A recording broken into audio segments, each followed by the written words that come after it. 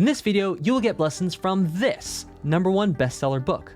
I'm offering this lesson to you for free as part of my company's mission to help you reach your music dreams and have fun along the way. You will find the playlist with all videos from this course in the video description and comments. There may be information in previous videos that will make the video you are watching now easier to understand. I recommend watching the videos in order. Hi, I'm Dan Spencer, author of the Best Music Theory book for beginners. Over 5,000 people have purchased this book, pushing it to hit #1 bestseller in its category on Amazon. Now, here is the next lesson and the Best Music Theory course, Level 1. Welcome to Pitch and Notes 2. We're gonna really get into some good theory, not as if we haven't already so far, but this is some chunky stuff that I'm so excited to share with you. So let's get to know the piano. And the reason why we're gonna get to know the piano, it doesn't matter if you've never played the piano before, it doesn't matter if you're an expert piano player. The piano is a really great instrument for us to visually see notes. Remember, just like with melody, our brain likes finding patterns. Well, the piano, the way it's laid out, is very easy to find and spot patterns on. So we're actually going to use that as a sort of interface to understand different patterns in music while we also look at the music notation. And again, it does not matter if you've never played or never seen a piano before in your life. Just look at the patterns, and this is going to help you. So let's start by understanding the first pattern on the piano, which is the 12-key pattern. First, let's watch a video, and then I'm going to break it down for you. Here's example 45. To the left of the piano, there are low sounds. As you play keys that are more to the right, they make higher sounds. From left to right, each key makes a higher sound than the key before it.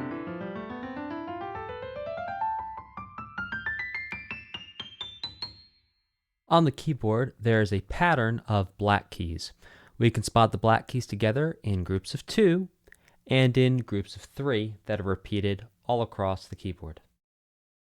Another pattern on the keyboard called the 12-key pattern. We can find this pattern by using our groups of 2 and 3 black keys as signposts or markers along the way. Part 1 of the 12-key pattern is built around our group of 2 black keys. Counting the white and black keys in this section of the 12-key pattern, we have a total of 5 keys. The white key all the way to the left of the group of 2 black keys is key number 1, the first key in the 12-key pattern. Part 2 of the 12-key pattern is based around the group of 3 black keys. Counting all the white and black keys in this section, we have 7 keys total. The white key all the way to the right of the group of 3 black keys is key 12, the last key in the 12-key pattern.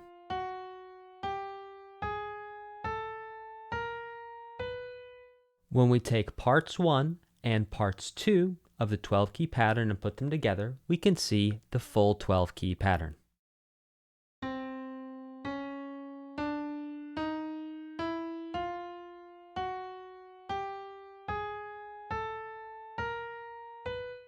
The 12-key pattern repeats over and over again for the entire keyboard. Every time it repeats, it sounds higher than the last 12-key group when played from left to right.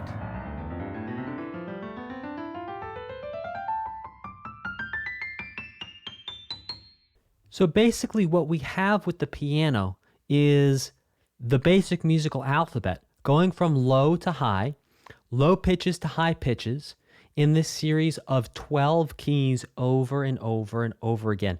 In the next video, you're going to understand why it was important to learn this and how we're going to relate this to the basic musical alphabet. I will see you in the next lesson. In this lesson, we're going to talk about why it was important to learn about the piano and how it's going to actually help you make sense of the basic musical alphabet and make sense of notes on the staff, and also help you with music theory. So we can see that we have white keys and black keys on the piano. What we're going to do for now, we're going to forget about the black keys and we're just going to look at the white keys. So key number 1 from our 12 key pattern just so happens to be C, a C note from the basic musical alphabet. And key number 12 from our 12 key pattern just happens to be a B note. And sure enough, if we see C, D, E, F, G, A, B, that's the basic musical alphabet starting on C and ending on B. Because remember, we can start and end the basic musical alphabet on any note of the basic musical alphabet.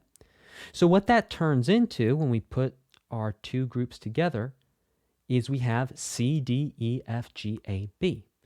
Now, just like the 12 key pattern repeated from low to high on the keyboard, that's the same way the basic musical alphabet goes from low to high. It repeats A, B, C, D, E, F, G over and over again, and we're going to see the same thing here. Let's take a look. Sure enough, A, B, C, D, E, F, G, A, B, C, D, E, F, G, A, B, C, D, E, F, G, A, B, C, D, E, F, G, A, B, C, D, E, F, G, A, B, C, D, E, F, G, A, B, C, D, E, F, G, A, B, C, D, E, F, G, A, B, C. And to show you what that would sound like, calling the names of the notes out as I play, A, B, C, D, E, F, G, A, B, C, D, E, F, G, A, B, C, D, E, F, G, A, B, C, D, E, F, G, A, B, C, D, E, F, G, A, B, C, D, E, F, G, A. The same way we had those ledger lines going from low to high, A, B, C, D, F, G, we can see that the piano is laid out in the same way. We have the basic musical alphabet going from left to right, from low to high, in the same way that the piano keyboard is laid out from left to right, going low to high. So let's remember how the basic musical alphabet repeats over and over again on the piano, just like the basic musical alphabet repeats over and over again on the staff. And that's going to help us understand some really interesting things in the next couple of lessons. I will see you in the next lesson. In this lesson, we are going to talk about pitch class. Pitch class are all the notes that share the same letter name. So for example, we learned about the F note in space 1 of the staff and the F note on line 5. We said, oh, those are two different F notes. We'll talk about that later. Well, we're getting to the point where we're going to start to talk about why those are different. So those two F notes, they're both F notes. They're the same pitch class. So all E notes, those are all the same pitch class. All G notes, those are all the same pitch class. All B notes, those are all the same pitch class. All D notes are the same pitch class. All F notes are the same pitch class. All A notes are the same pitch class. All C notes are the same pitch class. So pitch class doesn't show us how low or how high the note is. It doesn't show us whether it's a low pitch or a high pitch. All it's doing is it's saying the name of this note is E, and all of the notes that are named E, they belong to the same family or the same pitch class. So now we're going to watch example 47 together, and we're going to see and hear how different notes that are in the same pitch class sound from each other. So each pitch class is the same family. The pitch class is all the E's, all the F's, all the G's. But the F's are going to sound different one from the other. The E's are going to sound different one from the other. But you might hear that there's a common element. It's sort of like when you see a family together and you see the cousins and the brothers and the sisters and the mother and father, and they all sort of look a little similar. There's something a little similar about how all they look. That's what you're going to hear for pitch classes, that there's a similar thing in each pitch class, how all the E's sort of sound like they're related, even though they're different, just like different members of a family are related, but they're different. All the F's, they sound, oh, there's something a little bit similar, but it's a little different. Let's check it out.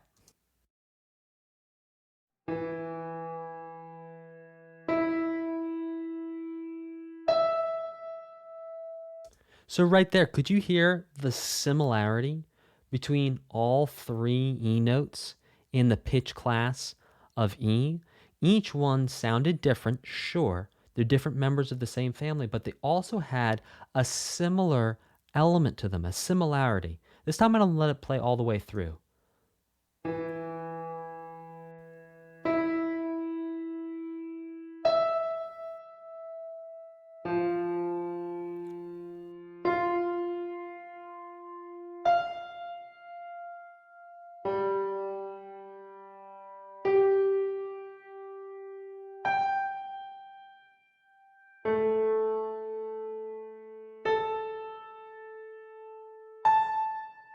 We're going to listen through this one more time. This time I'm going to talk while the video is playing. So listen to these E's. All different, but there's something similar between them. F. They're all different, but there's something similar about all those Fs. G. G. All different Gs, but they all sound a little similar.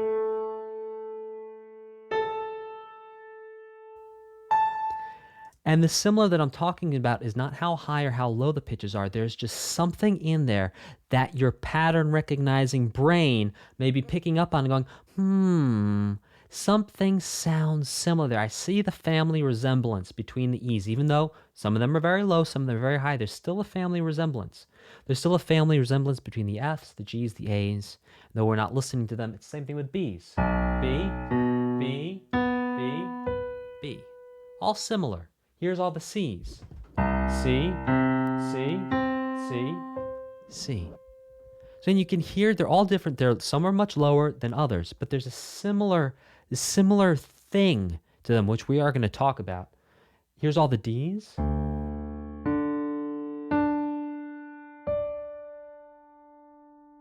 again, there's something similar there. I'll see in the next lesson where we're going to start to break down that similarity. In this lesson, we're going to talk about octave register. Now, octave register is how we tell the difference between the different members of each pitch class family. So we had some E's that were low, some E's that were high, some F's that were low, some F's that were high, some G's that were low, some G's that were high. And this is how we're going to tell the difference and label and give names to the different members of each pitch class family. So every single E note within the E pitch class family is going to have a specific number next to it that's going to help us identify and know which it is. So octave registers help us tell the difference between notes in the same pitch class.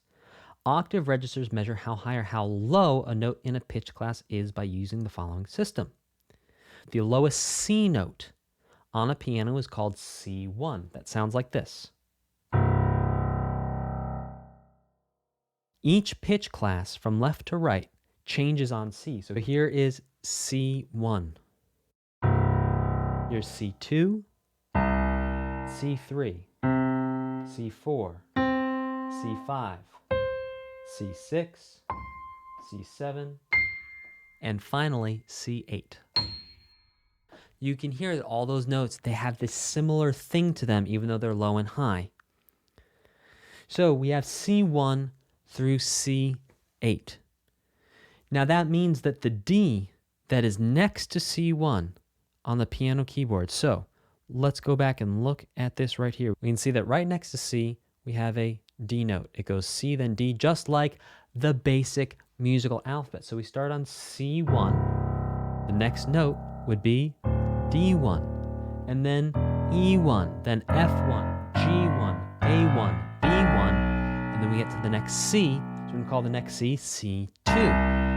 The next note would be D2, E2, F2, G2, A2, B2. Then we get to the next C, which is going to be C3. So let's take a look at this on the piano keyboard, and I'm going to walk you and talk you through all the notes. So we start on C1, then we go to D1, then E1, then F1, then G1, then A1, then B1, and then, where are we at? Oh, we're at C2. So we can play C2. Then we go to D2, then E2, then F2, then G2, then A2. Where do we go next? To B2 to C3. So you see that the number is always changing on the C note, not on the A note, but the C note. Then we have B3, then we have E3, F3, G3, A3, B3, and then the number's going to change when we get to C. It's going to be C4. After C4, our next note is going to be D4, E4, F4, G4, A4, B4, then we change numbers on C to C5, D5, E5, F5, G5, A5, B5, C6, where we will pause for now. In the next lesson, we're going to do some more understanding octave registers. I'll see you there. In this lesson, we're going to talk about octave registers, but octave registers on the staff. We've already understood it on the piano with our white keys. That helps us look at it, see the shapes, see the patterns. Now let's look at it on the staff. So our first E below ledger line number 3 on the staff is E3. The next note is F3, then G3, A3, B3, and then remember, we're always changing numbers on the C note. So the next C is going to be C4. Next note is D4, E4, F4, G4, A4, B4, and then we get to a C, which means we're changing numbers. So C5. The notes that come after that, D5, E5, F5, G5, A5, B5, and finally we have that C on ledger line 2 above the staff, and because we always change numbers on C, we're going to call that C6.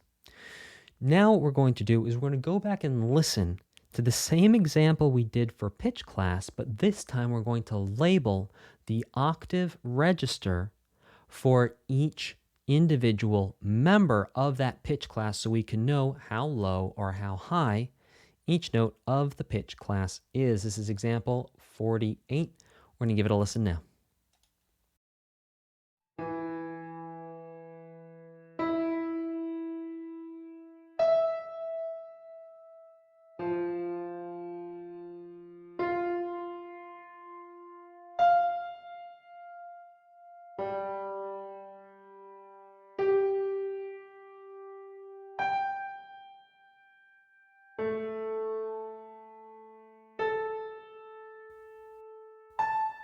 So first up, we have 3 notes from the pitch class of E. We have E3, E4, E5. Now we can hear, sure enough, E3 is lower than E4, E4 is lower than E5. Another way of saying that is E4 is higher than E3, and E5 is higher than E4 and E3.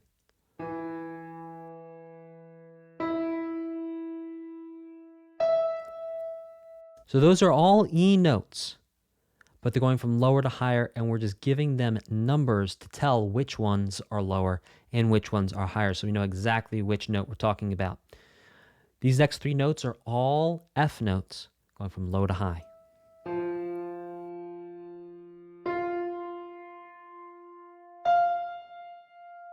These next 3 notes are all G notes, going from low to high with their octave register number next to the letter name of the note.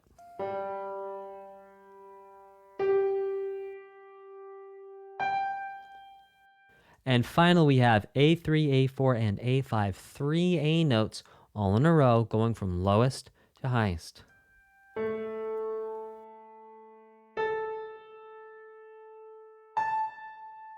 Those are octave registers. Remember, the number always changes on C notes. But this is a very useful system so we can always know which E we're talking about. So instead of saying, oh, the E that is 3 ledger lines below the staff, we just say E3. Instead of saying, oh, the F on line 5, we just say F5, which lines up very well, don't you think? I will see you in the next lesson. In this lesson, we are going to talk about octaves. Now, the octave is a space between 2 notes that are in the same pitch class that are 1 octave register away from each other. So, for example, E3 to E4, that's an octave. E4 to E5, that's an octave. A1 to A2, that's an octave. You can also think about it the other way around, going from high to low.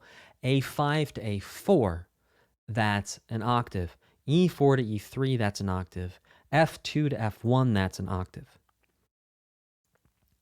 So we're going to look at octaves in 2 ways. First on the keyboard and then on the staff. Before I talk about it and break down, we're going to watch a video that's going to maybe help you understand it a little bit more because you're actually going to hear some notes and I'll be able to explain along the way. This is example 49.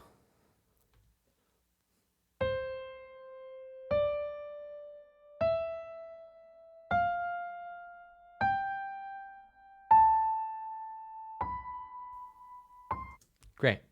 So we can see the octave. Oct, like octagon, like octopus, is 8. Octopus has 8 legs. So octave means 8 notes. And you can see, sure enough, From C4 to C5, that's 8 notes. C, D, E, F, G, A, B, C. That's 8 notes. Now back and forth between C4 and C5. Think about that 1 and 8.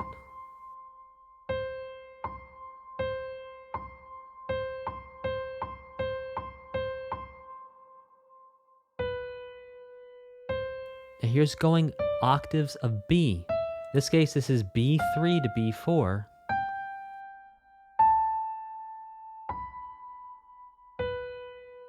And again, there's 8 notes of separation. You can see B, C, D, E, F, G, A, B, 8 notes, octave. And when you hear those playing back and forth, when it's going... Now listen as it goes back and forth between the Bs, because what it's showing you that, like we talked about, there's this family similarity between these Bs. Even though one is much lower than the other one, there still is this common element between the two of them that your pattern recognizing brain might be picking up and going, yeah, there is something that sounds the same about them, even though one is much lower and one is much higher.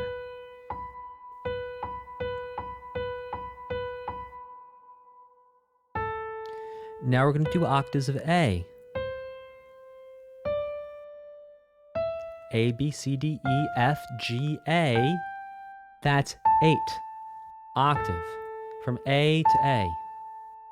And see, we can go from high to low, we can go from low to high. Still an octave.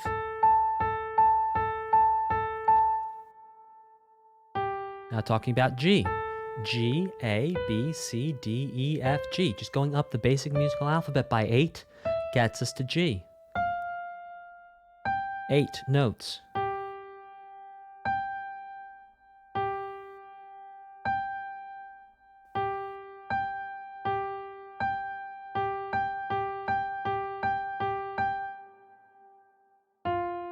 Now F to F. F, G, A, B, C, D, E, F. Count them. F, G, A, B, C, D, E, F. 8 notes. That's the octave. And hear the similarity between the Fs.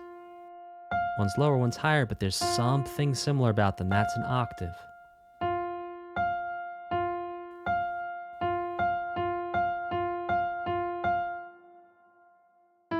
Now talking about octaves between E. E. F, G, A, B, C, D, E. That's 8 notes. Octave. And hear the similarity between the E's. Low, high, but similar.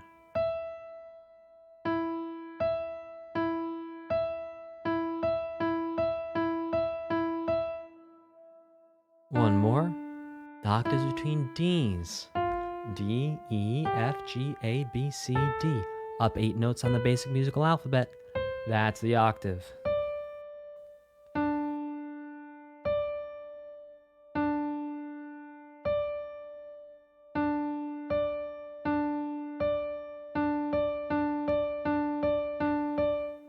I will see you in the next lesson.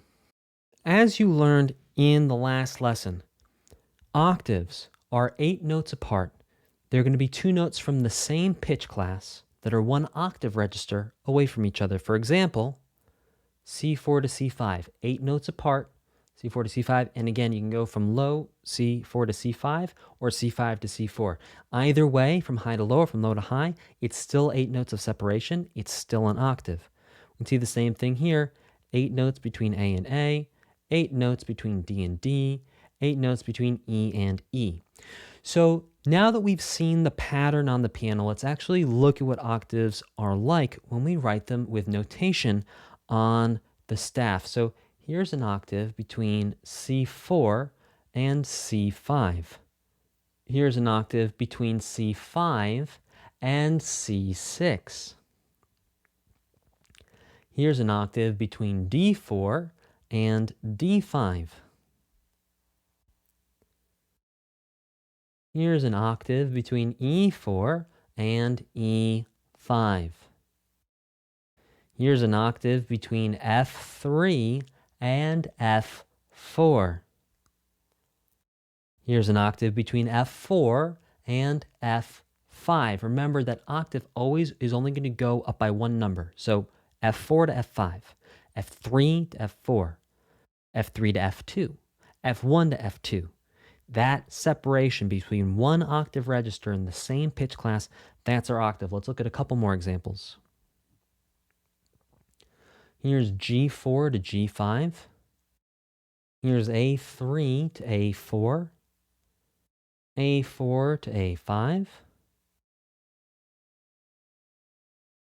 Now here are some octaves going from high to low.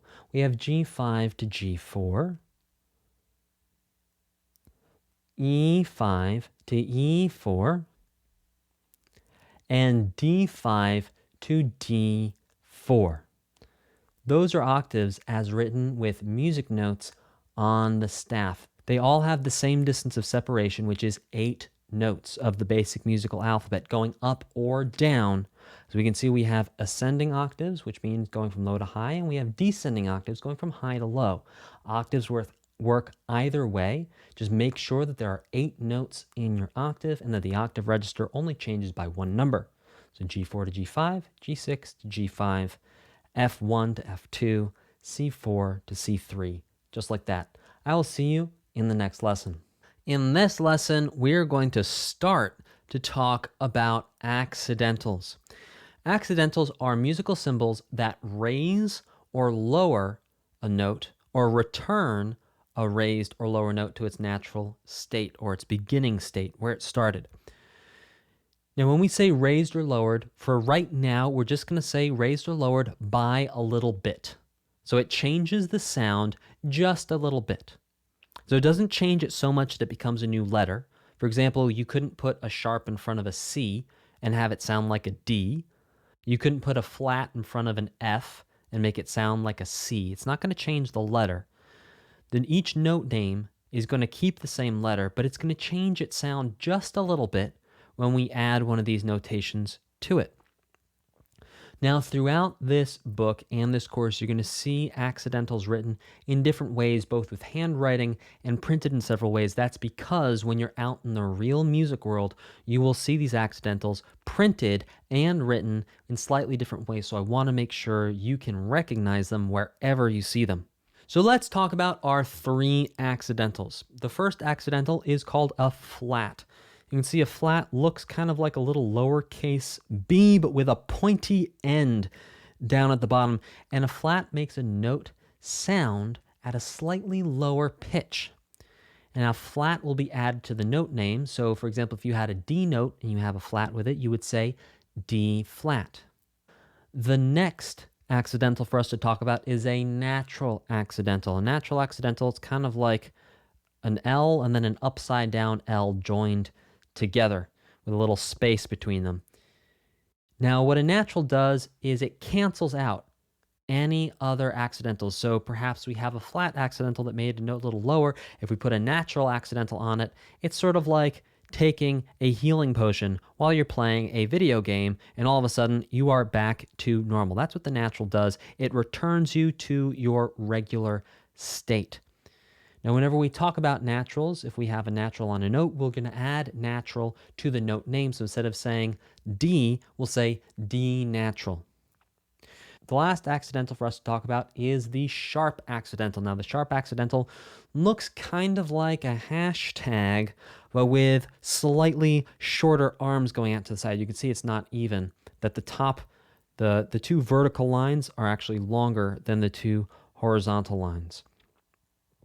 Now, sharp accidentals make the note sound at a slightly higher pitch. Whenever we talk about notes that have a sharp, we're going to add sharp to the note name. So instead of saying D with a sharp, we'll just say D sharp. In summary, accidentals are little symbols that change a note. They'll change how a note sounds. A flat accidental, which looks like a lowercase b with a pointy end, makes a note sound lower than it normally would. A natural accidental, poof, returns a note to its natural state, so it sounds as it would normally do, a regular D note. And then a sharp accidental makes a note sound a little bit higher than it would normally. I will see you in the next lesson. In this lesson, we're going to go a little deeper into flats, naturals, and sharps by listening to some examples and playing some music so you can start to hear the difference between flat, natural, and sharp notes. So we're going to listen to example 50 to start off with.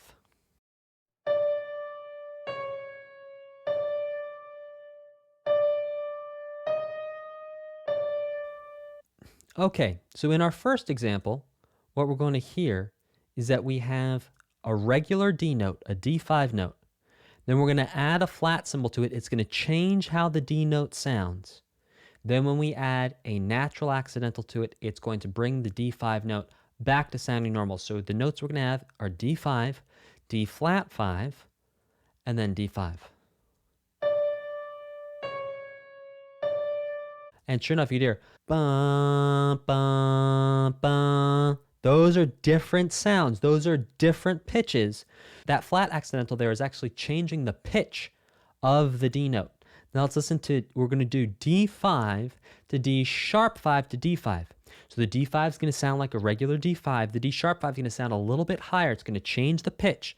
It's going to make it sound a little bit higher. And then that natural accidental is going to bring us back to that regular D5 where we started. And sure enough, ba, ba, ba. Those are different pitches. The D, well, that right here I'm singing a D3. D3, D sharp 3, D3, D3, D flat 3, D3. So what I'm going to do now is I'm going to play a couple of notes and actually call out the sharps and flats for them as we go. So we have D, D flat, D, D sharp.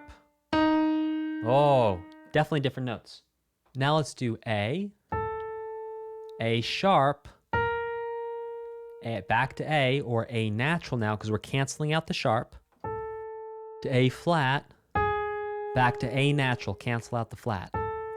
And you can hear that all those notes are different. That's an A, that's a G. That G is different from the A flat. Listen to that. G natural or G, A flat, A natural, A sharp. All different pitches, all different sounds. I will see you in the next lesson. In this lesson, you are going to understand how to write our 3 different accidentals. That's the flat, the natural, and the sharp. I'm going to talk you through it, walk you through it, and then I'm going to write it on the staff in real time so you can do it with me, or you can just watch me do it as I talk through it. So to write a flat accidental, all you got to do is write a flat line and then make a curved line on top of it, which point at the end. So less like a B, but kind of like a letter B, just pointy at the end. For a natural accidental, you just write a letter L, and then you connect another letter L on top of that to create a natural sign. To write a sharp accidental, you're going to write 2 vertical lines, and then 2 slightly shorter horizontal lines to create the sharp accidental. So let's practice writing a flat accidental in a space and on a line. So for the flat accidental in a space, we're going to write the little tail of the flat and then boop, just like that. And you see how that round open part, that's kind of like an open note head or the hollow space of the B, how that's exactly in the space of the staff. That's exactly what we want to see. Okay, now let's write a flat on a line. I'm going to start our other line a little lower. I'm going to start around here. We're going to go below the line and then up, around, down, flat. And the important part here is that you can see the line pass through the hollow part of the accidental. I'll do a couple more flats here. Here's a flat on the next space, or rather in the next space, just like that. Flat for the next line. There you go. Space, line. This part should be a little taller. And space. There you go. Now you can also write flats with ledger lines. So we can have, let's see, 1 ledger line, 2 ledger lines. And we can write a flat over the first ledger line. Or here's another ledger line. Let's see, 1 ledger line, let's put a flat below it. There you go. That's a flat below the ledger line. Okay, let's look at some natural signs. Natural sign in a space. We're just going to write the 2 L's on the lines of the staff, and that's going to get us a nice open space. You see my first uppercase L, I write the bottom of the L along the line of the staff, then I write my upside down L along the line of the staff, and then I come down. That's a nice, beautiful, symmetrical natural sign. Now we can also do that on a line. Here we go. We're going to go about halfway between the 2 lines in the space. There we go. This could be a little longer. There you go. That's a nice, beautiful natural sign. Let's do a couple more natural signs. On the line. On the line. And I'll make that just a little longer. Then in the space. And now we're going to put the whole of the accidental, the empty space of the accidental, on the line. There we go. Make this top part a little longer. And space. There you go. So that's how you write a natural accidental. Now, finally, let's look at writing sharp accidentals. So on a line,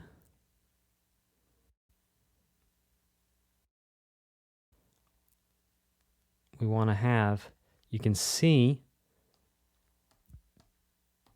right here, where I just colored in blue, that you can see the line going through the hollow part of the sharp. You always want to be able to see that.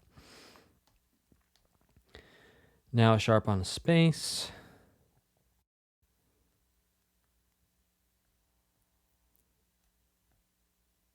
There you go.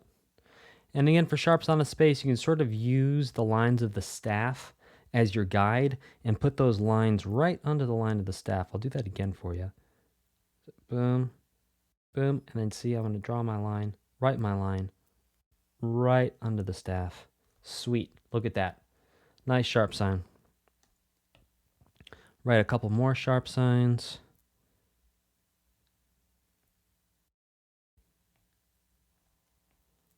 There's one.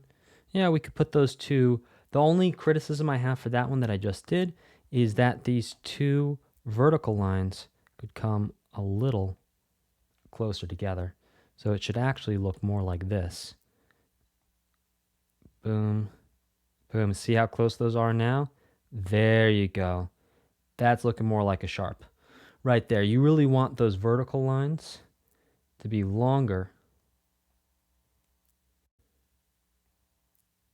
and closer together than the horizontal lines. I'll see you in the next lesson.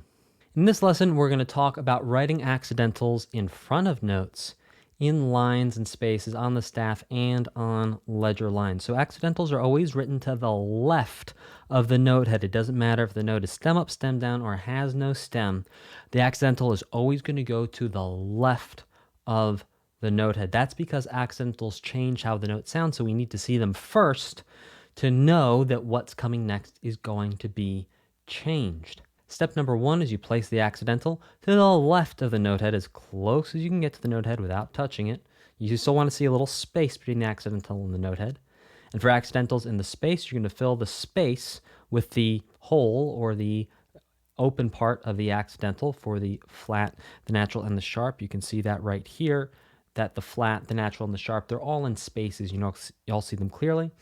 And then make sure that when you're writing the accidentals for notes that are on lines, and the accidentals are going on lines, that you can see the line of the staff going through the middle of the accidental. Now, a little author's note, the whole of the accidental is not technically a music theory term until now. What are we going to call it? The hollow part of the accidental, the empty void betwixt the lines of the accidental.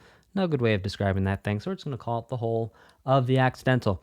Groove with me here. We're going to head over to some staff paper where I'm going to write some notes with some accidentals so you can see me doing that in real time, and I'll talk you through it. All right, so I'm going to start by writing a note head on space 4 of the staff, add a stem. All right, that's half note. Now I'm going to write a flat in front of this. So I'm going to make sure. There you go. E flat. Now, my only criticism of what I just did is that this could go just a little bit closer towards the note head to look something more like, yeah, that right there. That looks better. Now, let's do some note heads with other accidentals. Let's do a natural accidental next. Okay, I'm going to use a ledger line for this one. Again, remember you want to keep the same amount of space between the ledger line and the staff as there are between staff lines. We're going to write a B quarter note. Remember, this is below line 1 of the staff, so the stem is going to go all the way up to line 3. And now we're going to write our natural accidental just like that. Fantastic. Okay, now let's do, I think an F sharp would be a fun thing to do below the staff. So we're going to give ourselves 3 ledger lines. 2, 3. And on the third ledger line, we're going to write quarter note head. Okay, you can already see the problem there is that my ledger line was not long enough. So you want to make sure your ledger line, there we go, it's long enough to then write the note head on the ledger line. And then make sure, because we're below 1 ledger line, we're going to take that stem all the way up to line 3. And then we're going to write a sharp. There you go. And then we're going to write a sharp just like that. And do one more note with a natural sign, this time on line 3. It's going to be a whole note and natural. There you go. I will see you in the next lesson. In this lesson, we are going to do a deep dive into accidentals in measures and break down the incorrect and correct examples. So let's look at our incorrect example. Okay, so this is incorrect for a number of reasons. Number 1, all notes are always going to be natural unless they have a accidental on them. And this accidental right here starts off note number 1. We don't need that. That is redundant. It's not necessary. We could just write an F because all notes are assumed to be natural. You assume all notes are natural unless something else shows you otherwise. Also, an interesting error is here. There is a percussion clef, which means that this entire measure would only have to do with rhythm on and off and not pitch. So it actually would need a treble clef there. That's another error. Second error is that we already know that this note right here is an F natural or just a plain F. We do not need to write this natural sign again. Once it's a plain F, it's a plain F. So neither one of these natural signs needs to be here. We don't need either one of those. Now, once we have this sharp accidental here, that changes the note to F sharp. We do not need the second accidental because remember that accidental, it holds power for the entire measure, which means as soon as it happens, as soon as we have this accidental happen here, all the notes that come after it, unless there's a natural sign, are all going to be sharp if they are F and they are on line 5. If it's the same line, it's the same pitch class, same octave register, then they will all be sharp. Let's look at the correct version of this with the same exact notes. So we have 2 Fs with no accidentals. That's perfect because we don't need the natural sign. It's like having that extra repeat sign. You just don't need it. We assume all Fs are going to be F natural unless we see otherwise. And then we have one sharp accidental here, and that means that this note here is also F sharp because this note happened first, and this accidental holds power for the rest of the measure. I will see you in the next lesson where we're going to break down the next correct and incorrect example with sharps and naturals. I'll see you there. In this lesson, we're going to be breaking down, well, the incorrect and correct second example for accidentals. So let's take a look. Again, we're just going to be using F sharps and F naturals, and that's because in this book, the main accidentals we're going to be worried about and that we're going to be focusing on are F sharp and F natural, and you will see why in the coming chapters. So we start off with an F sharp. That's fine. Then we go to an F natural. That's also fine, because remember, we need an F natural if we want to cancel out an F sharp. That's cool. So this F sharp right here, it has the power up to here, and then this natural sign cancels that out. It says, nope, no more power. We're taking over from here. It's just going to be natural.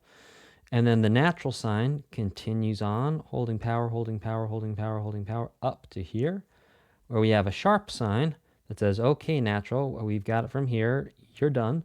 So now we're just going to be sharp.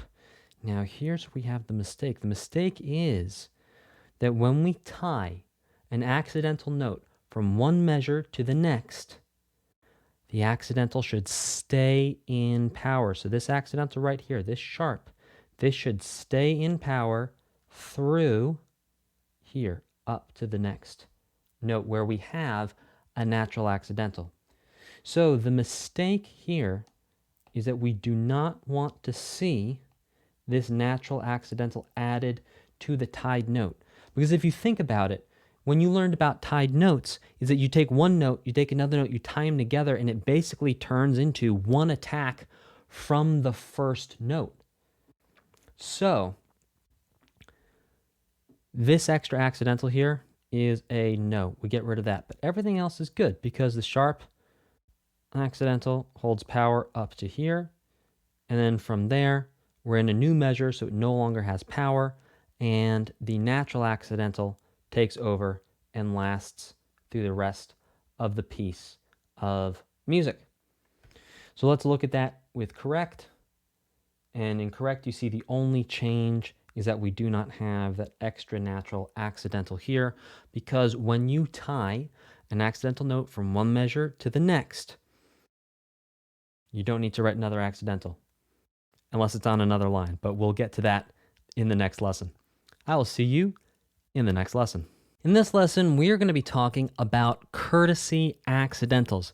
Courtesy accidentals are really, really nice reminder accidentals that are not necessarily for you, but are for other people who are going to read or play your music at some point. So you want to be very nice to them and give them courtesy accidentals. Now, if you're using an electronic music software like Noteflight, Sibelius, or Finale, it'll oftentimes automatically generate the courtesy accidentals and you don't even need to think about it. But if you're writing by hand, and I recommend you do start writing by hand because you're going to get a lot better feel and integration within yourself for actually creating the music, you do have to write the courtesy accidentals every single time. So courtesy accidentals appear after another accidental to remind the performer who's reading your music or playing your music, or even yourself, which note to play. Courtesy accidentals are a way to be very nice to anyone who is playing your music, and it makes their job much easier and clearer, which usually helps them actually do a better job playing your music.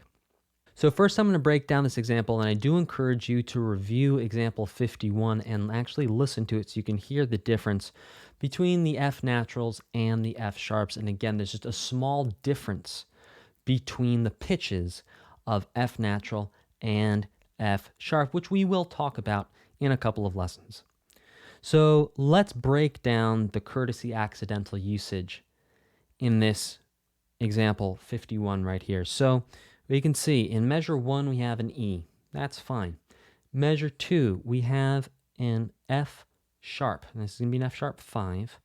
Then we have a G5. And then we don't need to write the natural accidental here, but it is a courtesy accidental. Now, the reason we don't need to write it is because this accidental over here only holds power for this measure.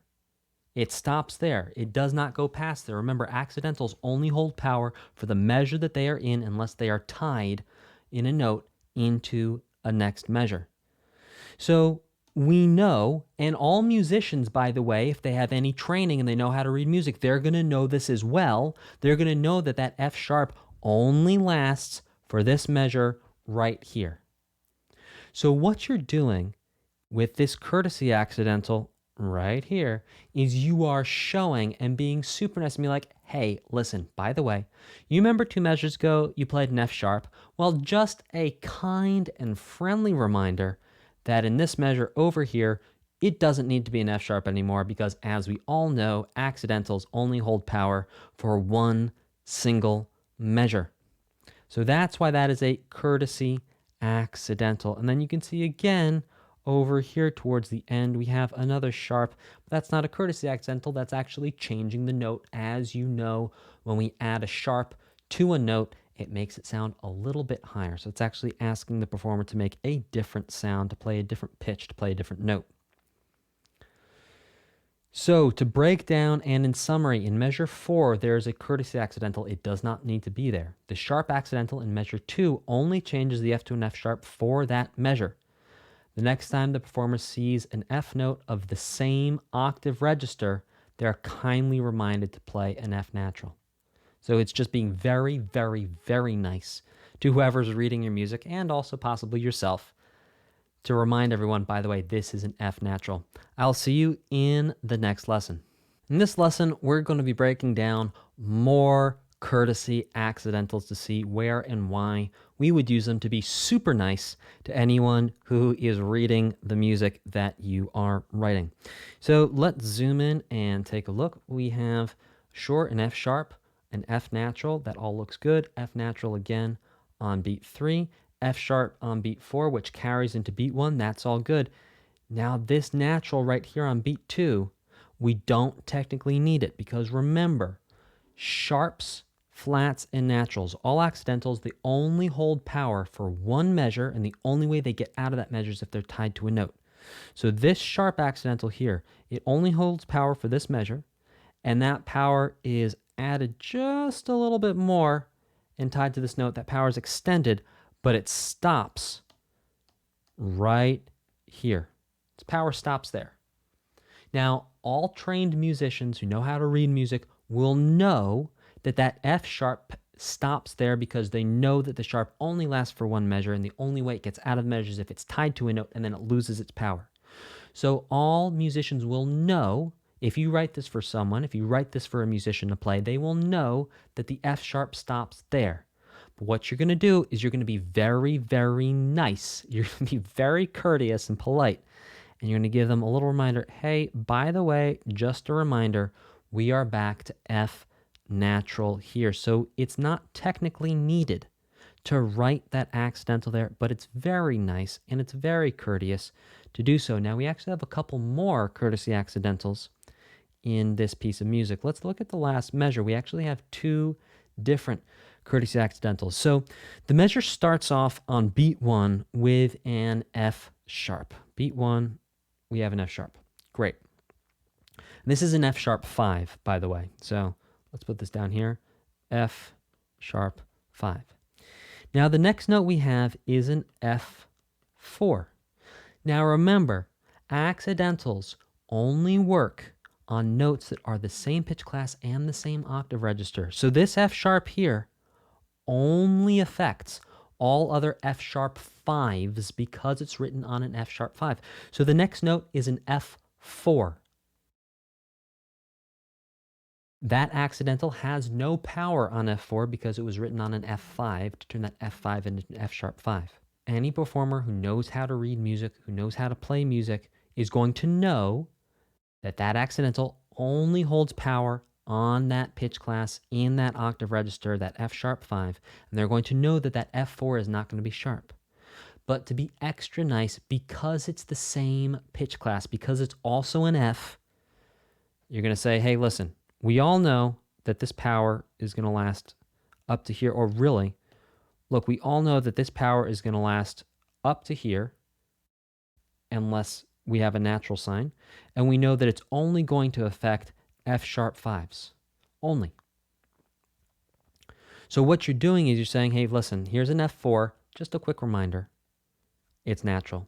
And then here we have an F3, and we have another reminder, hey, by the way, just a reminder, we have that sharp on the F5, making the F5 sharp, but that F4 and that F3, they're not sharp, so no need to change them. And then lastly, we have one more F5 written, which would indeed be an F sharp because the accidental holds power for the entire measure. So in summary, in measure 2, there is a courtesy accidental. It does not need to be there. The sharp accidental on beat 4 of measure 1 carries over to beat 1 of measure 2 only because of the tie. Once the tied notes are completed, the accidental has no more power. The next time the performer sees an F note of the same octave register on beat 2, that's right here, we're saying they are kindly reminded to play an F natural. In measure 3, there are 2 courtesy accidentals. These are here to remind you, or the performer, that only the F on the top line, or the F5, has the sharp accidental, and all other registers of the pitch class F are not affected by the accidental. I will see you in the next lesson. In this lesson, we are going to do one more breakdown of courtesy accidentals so we can be super nice to ourselves and anyone who reads our music. So let's zoom in. Sure, we have an F, an E, a D. Oh, look at that. Now we've got an F sharp 5 here, and it's tied to some note on the next line. So let's go explore and look at that note on the next line. Okay, so it's tied to a half note. That's a total of 6 beats. Let's zoom out so you can see. All right, yeah, sure enough, that note from line 1 is tied to line 2, and it's an F sharp. Now, because it is a new line, and even though all performers and everyone who knows how to read music knows that if you tie a note from one measure to the next measure and it has an accidental, the accidental keeps its power on the tied note. Even though we all know that, we're going to be super extra nice. We're going to write a courtesy accidental in parentheses.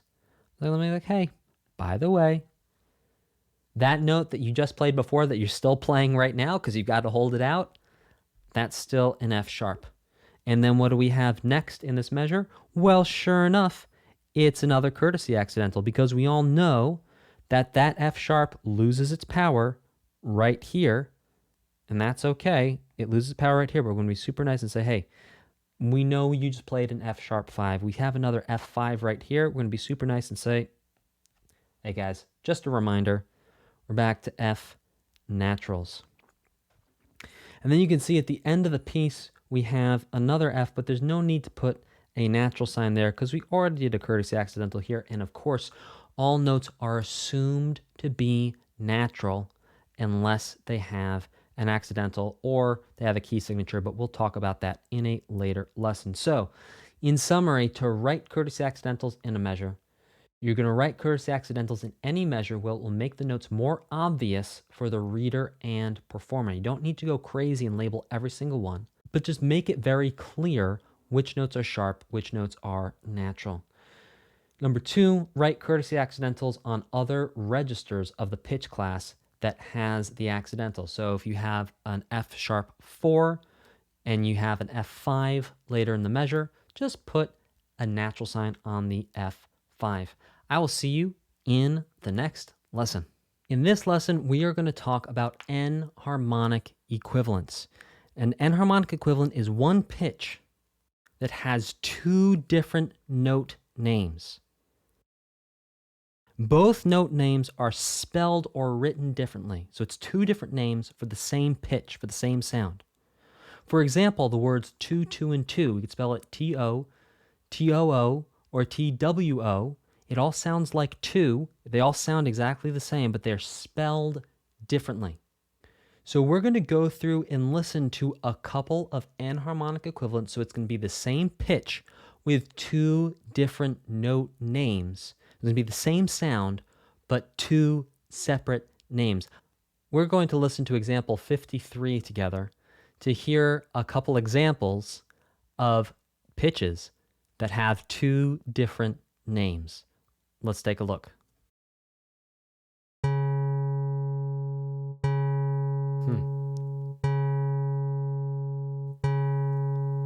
So right there, that was a C sharp, also a D flat. So this same sound has two names, C sharp, D flat. Let's listen to the next one.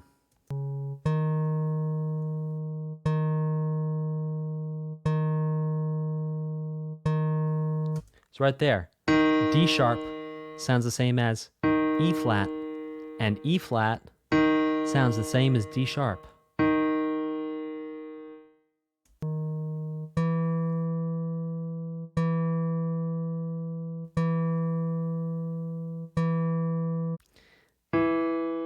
E sounds the same as F flat. F flat sounds the same as E.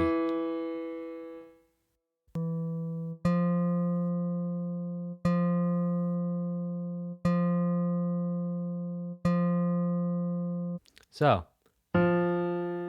F sounds the same as E sharp, and E sharp sounds the same as F.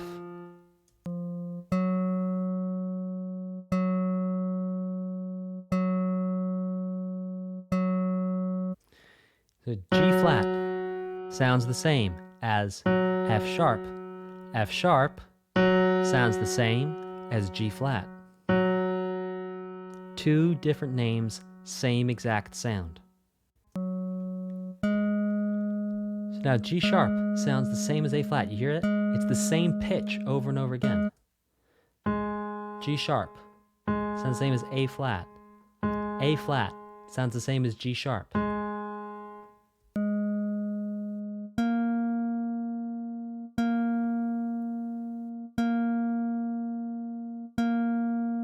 So, A sharp sounds the same as B flat, and B flat sounds the same as A sharp. Same pitch, two different names.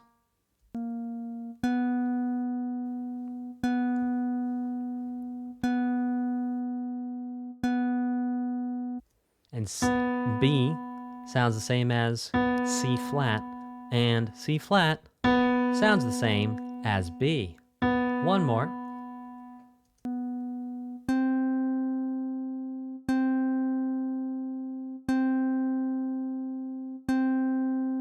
So C sounds the same as B sharp. B sharp sounds the same as C. So we just heard a whole bunch of notes that share the same sound but have completely different names. Let's look over these notes one more time together.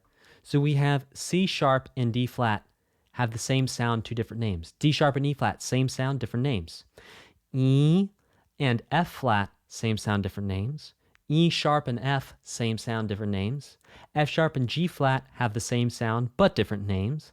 A sharp and B flat have the same sound, but different names.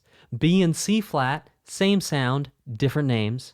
And B sharp and C, same sound, different names. And again, this is like 2, 2, and 2. They all sound the same, but how you spell them, how you write them is completely different and means completely different things. Like if you said, I'm going to see you, and you spelled it, I'm going TWO, to see you, it would not make sense. In the same way, sometimes when you use a C sharp, it's going to make sense. And if you were to use a D flat, it would not make sense. Sometimes when you use an F sharp, it would make sense. And if you use a G flat, it would not make sense. Sometimes when you use an A flat, it makes sense. But if you use a G sharp, it doesn't make sense. And this comes down to music spelling. And we're going to learn a lot about that in the next chapter. I will see you in the next lesson. In this lesson's congratulations, you're finally going to learn the full musical alphabet. So excited for you. This is phenomenal. So the 12 notes of music, we're just going to jump straight into it. Now, the first thing I want to point out is that there are less common enharmonic equivalents, and those are in parentheses. You can see that C flat, B sharp, F flat, and E sharp, those are not very commonly used enharmonic equivalents. It's very rare actually to see those enharmonic equivalents used. So you actually can kind of forget about those enharmonic equivalents for now and just think about B as being B and C as being C instead of B as possibly being C flat. You're very, very rarely going to see a C flat, very, very rarely going to see a B sharp, and likewise, very rarely going to see an E sharp or an F flat. Very rare. So the full musical alphabet works just like the regular musical alphabet in the sense that we go higher this way and we go lower this way. So let's take a moment and listen to example 54 so we can hear the full musical alphabet. And on the next page and in the next lesson, we're actually going to see this written out in music notation. But for now, let's just look at the names and the order and hear the sound, and then we'll talk about next steps. So here's the full musical alphabet. We'll listen through it one time, then I'll talk through it.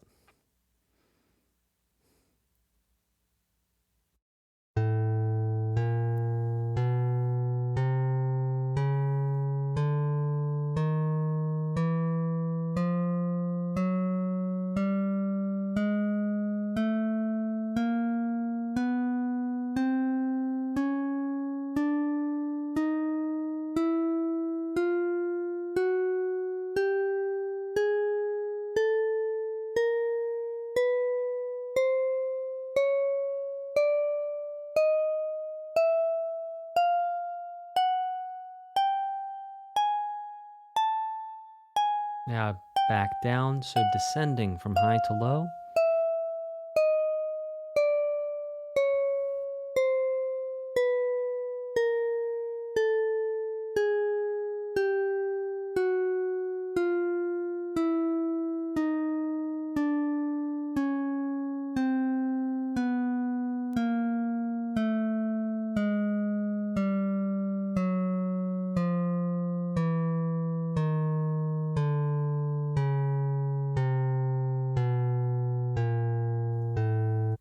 This time I'm going to stop and start and I'm going to talk through it.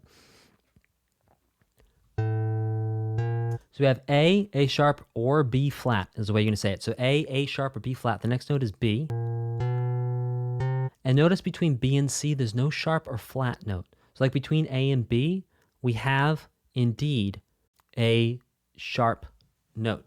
And we're going to unpack this a little bit more in the next lesson when we talk about the pattern of the full musical alphabet. C sharp, D sharp or E flat, E, F. Again, no sharps or flats between E and F sharp or G flat, G sharp or A flat, A sharp or B flat, B, C sharp or D flat, D sharp or E flat, E, F sharp or G flat, G sharp or A flat, A. I'll see you in the next lesson. In this lesson, we are going to do a deeper dive into the pattern of the full musical alphabet so you can memorize the full musical alphabet, because it is at the foundation of all music you will learn ever. So let's dive in and take a look. The first thing for us to understand is that between B and C and E and F, there are no sharps or flats. So when you're trying to remember, you can pretty much say to yourself, okay, there's a sharp or flat between every single note, except for B and C and E and F. So the way this pattern works is, let's start on A. So we start on A, then we go to A sharp or B flat. And we can see that right between A and B, right down the middle, we have A sharp or B flat. So if we were to raise A sharp up by a little bit with the sharp, or we were to lower B down by a little bit with a flat, that gets us the same pitch, A sharp or B flat.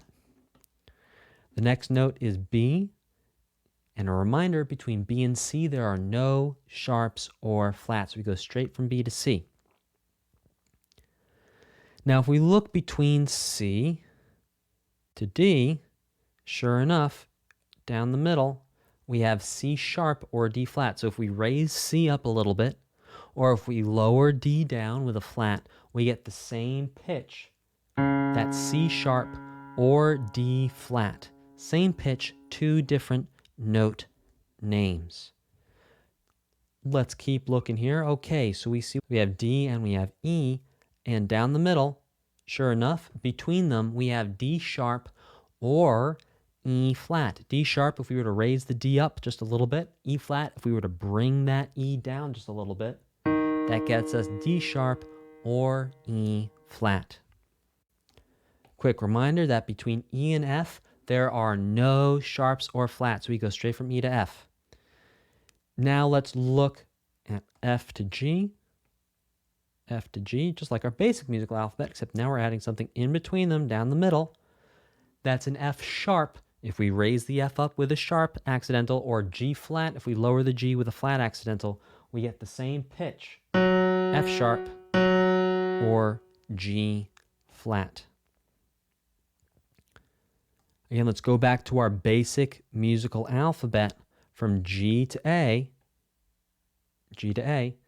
divide it down the middle. If we were to raise G up with a sharp to G sharp, or we were to lower A down with a flat, G sharp or A flat.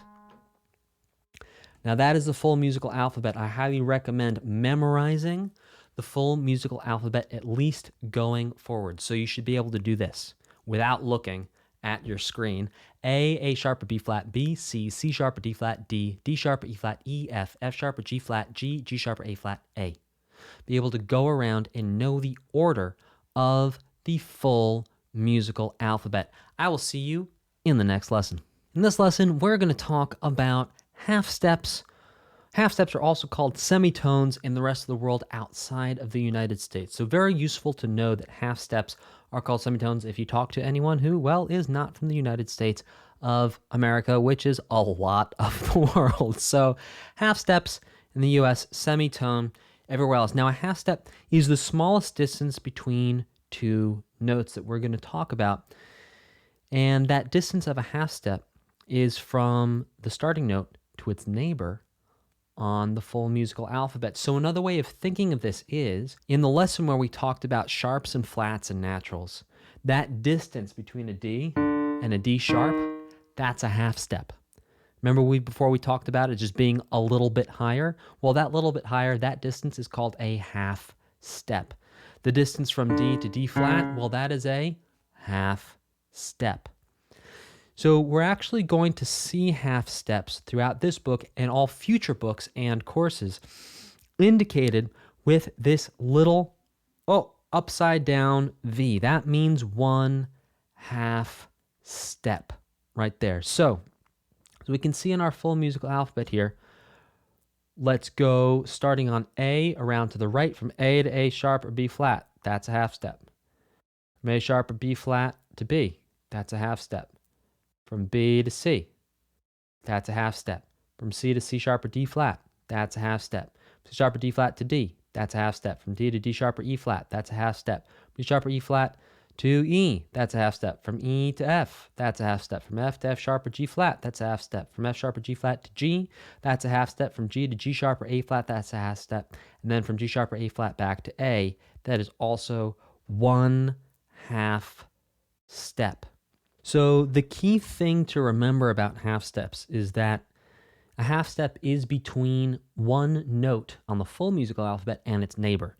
So from A to its neighbor, A sharp or B flat, that's a half step. Also A to its neighbor, G sharp or A flat, that's a half step.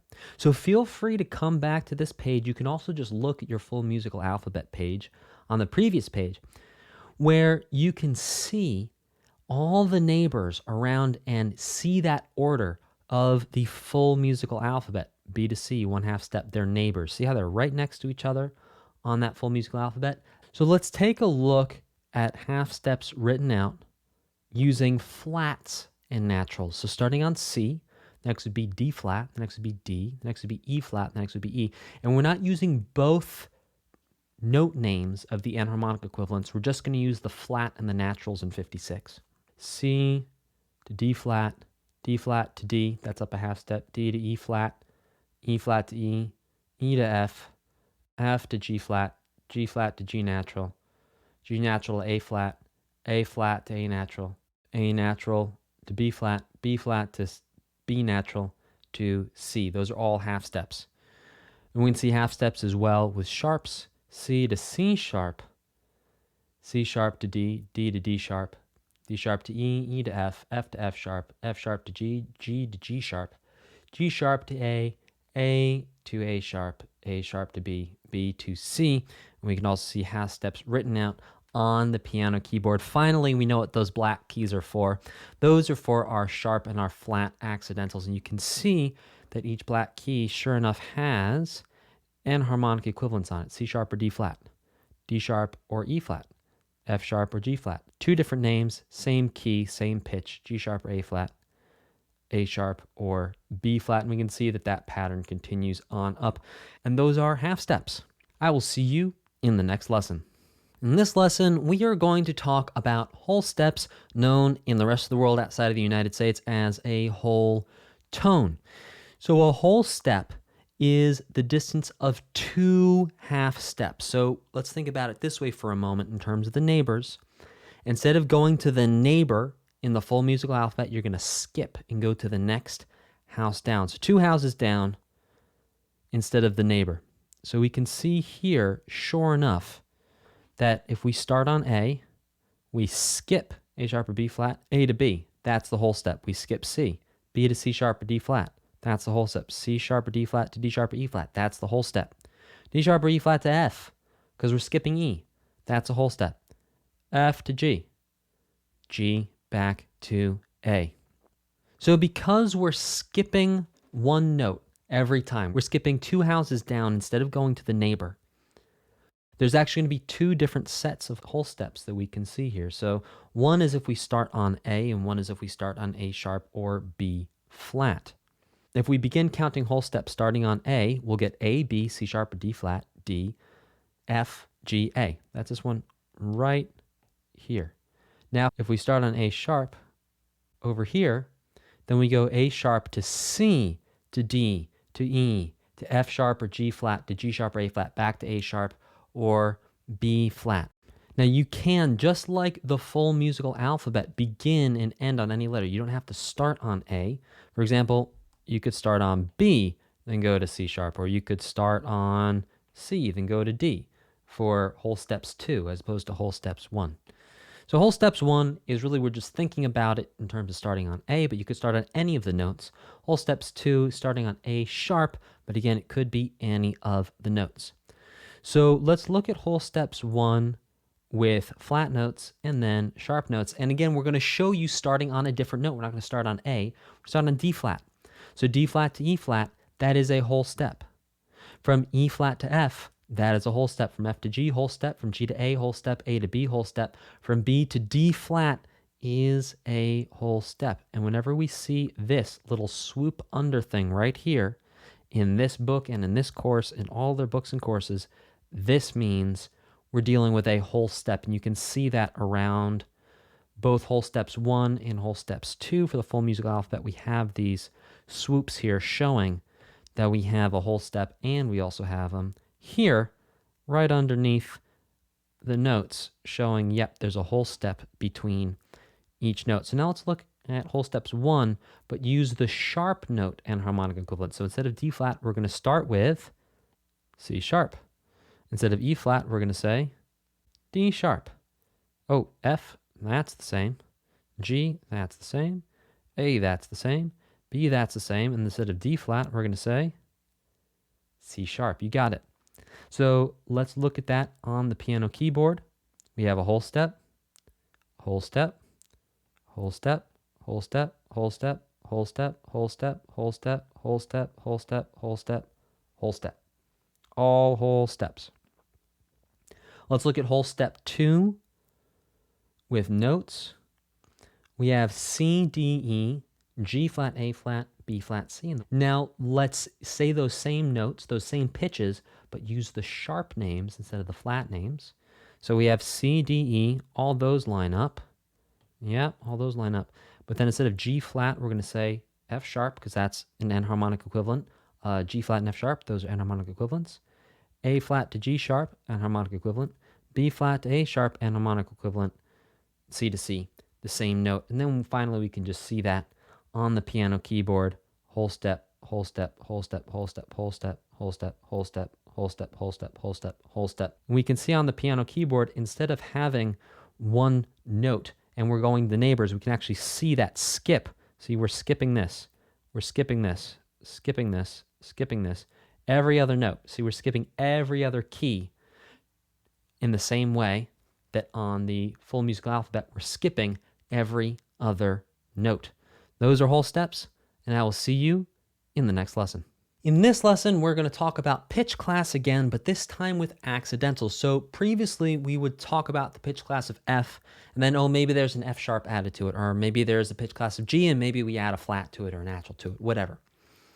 Now we're going to make a clear difference between the pitch class of F and the pitch class of F sharp. They are two different pitch classes from here on out.